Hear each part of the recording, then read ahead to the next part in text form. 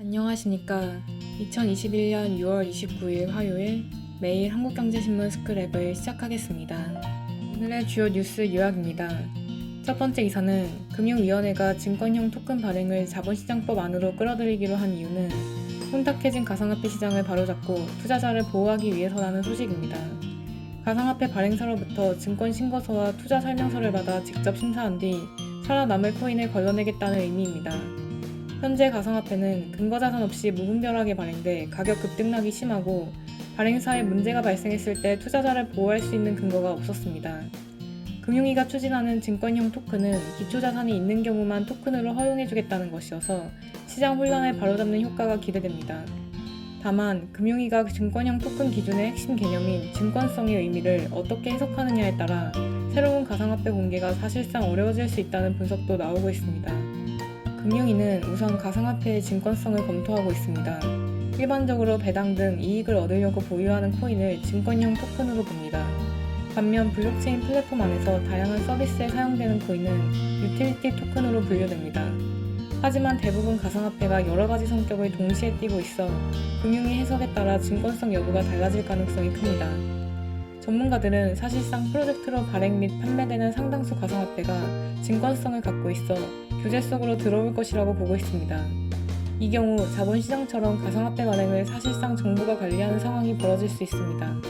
지금은 가상화폐 발행사가 수장짜리 백서만으로 투자자를 모집하지만 앞으로 금융당국의 꼼꼼한 심사를 받아야 하기 때문입니다. 금융위가 증권성을 넓게 해석하면 사실상 가상화폐 발행이 어려워질 것이란 전망도 나오고 있습니다. 권호훈 변호사는 미국과 규제 방향은 같지만 미국은 문제없으면 허용해주는 네거티브 규제지만 포지티브 규제인 한국은 안 해줄 가능성이 있다고 말했습니다. 두 번째 기사는 정부가 올 하반기 내수 및 소비 활성화를 위해 대대적인 지원책을 시행한다는 소식입니다. 올해 정부가 전망한 4%대 경제 성장률을 달성하기 위해서는 하반기 내수 회복이 최대 관건이라는 판단 아래 억눌려 있는 국민들의 소비를 폭발시킬 수 있는 마중물 정책이 필요하다는 판단 때문입니다. 정부는 28일 하반기 경제 정책 방향을 발표하고 내수 진작을 위해 신용 및 체크카드 사용액 증가분에 대해 1인당 최대 30만 원을 돌려주는 상생 소비 지원금을 신설한다고 밝혔습니다.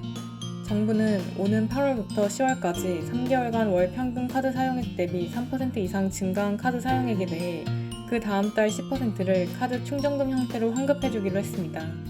예를 들어 2분기 월 평균 카드 지출액이 100만 원인 사람이 8월에 153만 원을 사용했다면 3%에 해당하는 3만 원을 초과한 50만 원에 대해 10%인 5만 원을 환급받을 수 있습니다. 캐시백은 매월 10만 원 한도로 지급되며 총 예산은 1조 원 수준입니다. 다만 백화점, 대형마트, 온라인 쇼핑몰, 명품 전문 매장, 유흥업소 사용액이나 차량 구입비 등은 혜택에서 제외됩니다. 2분기 월 평균 카드 사용액을 산정할 때도 이 같은 사용처에서 쓴 금액은 제외됩니다. 2억 원 기획재정부 1차관은 일부 사용처를 혜택에서 제외한 데 대해 소상공인 및 자영업자가 많은 골목 상권으로 소비가 몰리도록 설계했다고 설명했습니다. 세 번째 기사는 오는 7월부터 금융소비자의 대출 방정식이 더욱 복잡해질 전망이라는 소식입니다. 개인별 총부채 원리금 상환 비율, 즉 DSR 규제를 받는 대상이 대폭 늘어나는 반면 무주택자의 담보 인정 비율, 즉 LTV는 완화되기 때문입니다. DSR이란 대출 원리금 상환액을 연소득으로 나눈 비율입니다. DSR 규제 대상자가 되면 소득에 따라 대출 한도가 줄고 추가 대출이 막힐 가능성이 생깁니다. 규제 지역에서 시가 6억 원 넘는 주택을 담보로 대출을 받거나 기존에 받은 대출과 신규 대출을 합쳐 신용대출 총액이 1억 원을 넘어도 DSR 규제를 적용받습니다. DSR 한도는 은행권이 40%, 비은행권은 60%입니다. 따라서 은행에서 DSR 규제로 대출이 막힌다면 저축은행, 보험회사, 카드회사에서 추가 대출을 받을 수 있습니다. 정부는 소득 중심 대출 심사로 인해 대출을 아예 못 받는 사례가 없도록 하기 위해 신용카드 사용액, 사회보험료 납부액 등을 활용한 추정소득도 DSR을 계산할 때 인정해주기로 했습니다. 이와 함께 무주택 세대주를 위한 주택담보대출 규제 완화도 진행됩니다. LTV 우대를 더 주고 소득 기준도 낮춥니다. 단 LTV 우대를 받아도 대출 총액은 최대 4억 원으로 제한됩니다.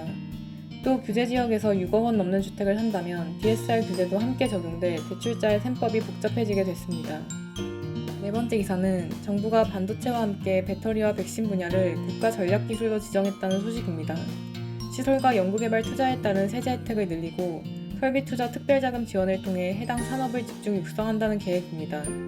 올해 역대 최대 수출액 달성을 위한 수출기업 지원 방안도 마련했습니다. 정부는 앞서 국가전략기술 세액 공제안을 발표하고 반도체 산업을 첫 적용 대상 산업으로 발표했습니다. 국가전략기술 세액 공제는 연구개발 비용을 최대 50%까지 공제해주는 정책입니다.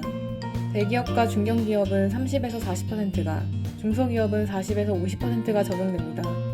시설 투자 때 세액 공제율은 대기업 10%, 중견기업 12%, 중소기업 20% 등으로 정해졌습니다.